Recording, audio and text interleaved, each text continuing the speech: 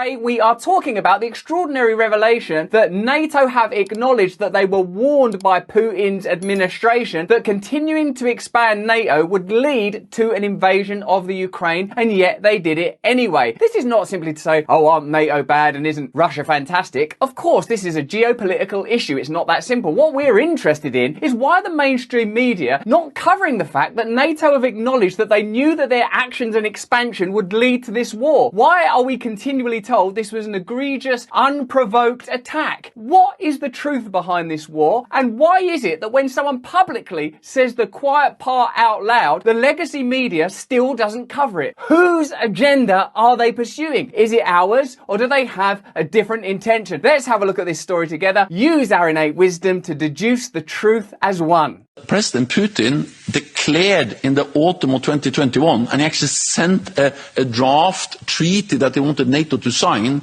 to promise no more NATO enlargement.